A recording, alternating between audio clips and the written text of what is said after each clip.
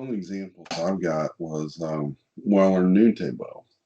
That weapon I'd wanted to learn for 10 years. Could not find anybody that would teach me. No one.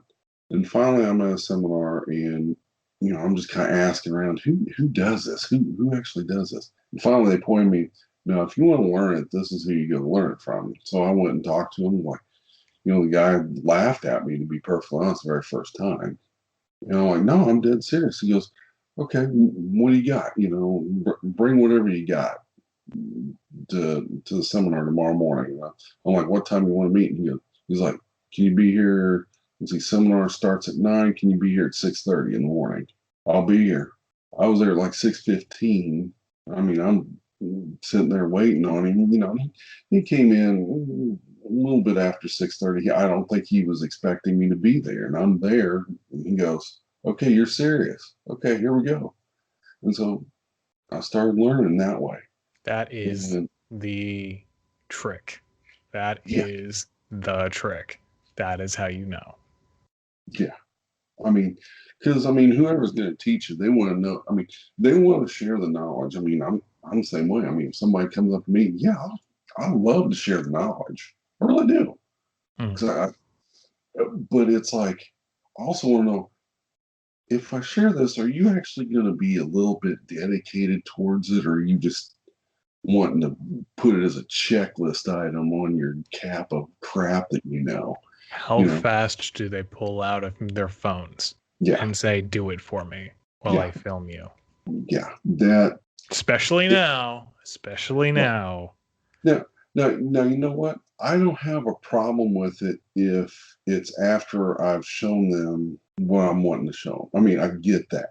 But like, if I haven't worked with them at all or anything like that, if you don't know them, I'm like, go the hell away. I don't care. I mean, if you want to be some dipshit, leave me alone. So we just broke a PG-13 rating. There we go, folks. Sorry. It's all right. I mean, you want to be a professional white belt, leave me alone. Just, if you really want to study it, then study it. Yeah, and I feel like, especially if it's not somebody you know, especially if you're the person who's doing that, right? You need to be willing to do what is being asked of you. It is something, especially in America, especially now, everyone is. And I see things these days where it's like, you can pay for this and you can get XYZ class for XYZ martial art or weapon or whatever. Yeah. I understand the thought behind that. That is you are either not going to be successful or you are contributing to the death of the arts in a way. Because you are taking away, you are turning that purely into a transaction. What you just talked about is not a transaction.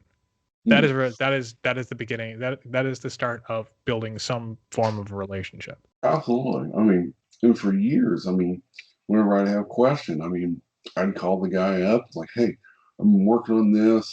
What should I be looking for? What am I accomplishing with this?"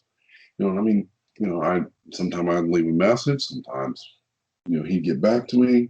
So it was a great experience. It was very tedious. And I stuck through the whole thing. He was shocked. It took several seminars where he was at to teach me, okay, you learn this part, you learn this part, you learn this part. And so it was a good thing. So. Well, and speaking to the unique nature of it, right?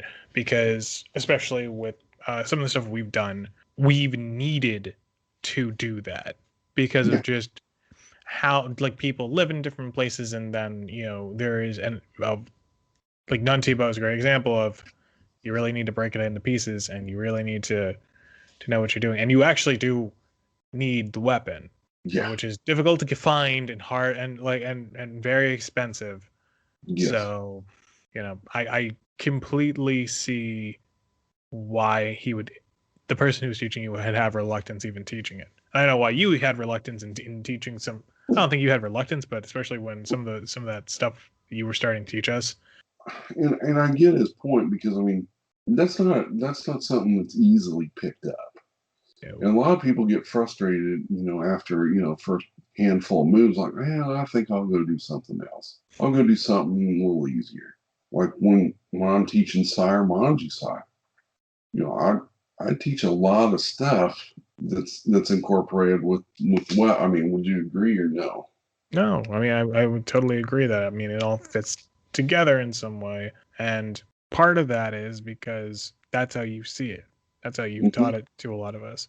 But a part of that is that you picked up on that and made that an emphasis.